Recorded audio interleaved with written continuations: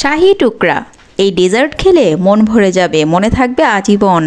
এই ডেজার্টটা এত লোভনীয় যা বলার বাহিরে, খেতে এত মজার, মুখে দেওয়ার সাথে সাথে মিলিয়ে যাবে। বানাতে সময় অনেক কম লাগে, খরচও কম। যে কোনো বিয়েবাড়ির অনুষ্ঠানে বা যে কোনো অনুষ্ঠানে গেলে দেখবেন এই ডেজার্টটা কিন্তু থাকে, আর খেতে অনেক মজার বলে সবাই আপ্যায়ন রাখে। আমার এখানে মাত্র 4 থেকে 5 পিস আমি রুটি নিয়ে নিয়েছি, আর রুটিগুলোকে স্লাইস করে কেটে নিয়েছি। আমি এখানে 2 ভাগ করে কেটে নিয়েছি, আপনারা চাইলে 3-4টা ভাগ করে কাটতে পারেন। পরিবারের মানুষ যদি একটু মিষ্টি বেশি পছন্দ করে তাহলে কিন্তু রুটি একটু বাড়িয়ে নেবেন। এই মিষ্টান্ন খাবারটা কিন্তু যারা অনেক পছন্দ করে তাদের কিন্তু অনেক বেশি ভালো লাগবে আর অনেক বেশি খেয়ে নেবে। এখন একটি প্যানে আমি তেল দিয়ে দিয়েছি, আর তেলটা হালকা যখন একটু গরম হয়ে আসবে তখন আমি একটি পিস দিয়ে আমি ট্রাই করব তেলটা ঠিকঠাক মতো গরম হয়েছে কিনা। একদম বেশি গরম করা যাবে না, মানে ধোঁয়া ওঠানো যাবে না, তাহলে যেহেতু ব্রেড এটা তো একদম পুড়ে যাবে, আর পুড়ে গেলে তো তিতে লাগবে।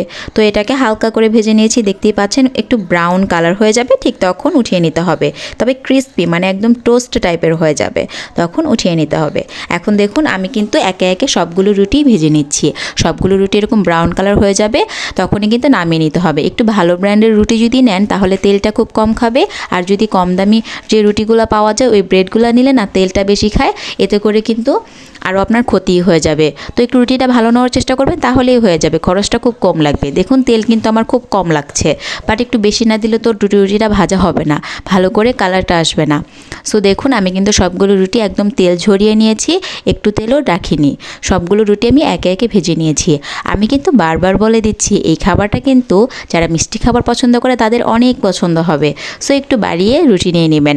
আমার পরিবারের সদস্য সংখ্যা কম বলে আমি কম নিয়েছি, আপনারা কিন্তু একটু বেশি নেবেন। তারপরও মোটামুটি বাচ্চারা একদম চেখে পুখে খেয়ে নিয়েছে, খুব পছন্দ করেছে এই ডেজার্টটা। অবশ্যই আমি নেক্সট টাইম ওদেরকে আবার বানিয়ে দেবো বলেছি। ব্রেডগুলো কিন্তু আমার ভাজা হয়ে গিয়েছে। এখন একটি অন্য পাত্রে আমি দুধ নিয়ে নিয়েছি, এখানে আমি আধা কেজি পরিমাণ দুধ নিয়েছি। চিনি দিয়েছি 3 থেকে 4 চামচ পরিমাণ। চিনিটা একটু পরিমাণে কম দিলে কোনো সমস্যা নেই। এখন দিয়ে দিচ্ছি কাস্টার্ড পাউডার। এই পাউডারটা দেওয়ার সাথে সাথে দেখবেন দুধের কালার চেঞ্জ হয়ে যাবে, আর আস্তে আস্তে ঘনত্ব হয়ে যাবে। 2 থেকে 3টা বলক উঠিয়ে নেবেন, তাহলেই দেখবেন একদম ঘন হয়ে গিয়েছে। আর কালারটা এত সুন্দর আসে, স্মেলটা এত ভালো বের হবে কাস্টার্ড পাউডার দেওয়ার সাথে সাথে, যে আপনি বুঝেই যাবেন আপনার ডেজার্টটা আসলে কত মজার হতে যাচ্ছে। এখন ভেজে নেওয়া ব্রেডগুলোর উপরে আমি দুধের খিসাটা দিয়ে দিচ্ছি। দেখুন কত সুন্দর ঘনত্ব হয়েছে, একদম খিসা টাইপের হয়ে গিয়েছে, দেখতে কত লোভনীয় লাগছে।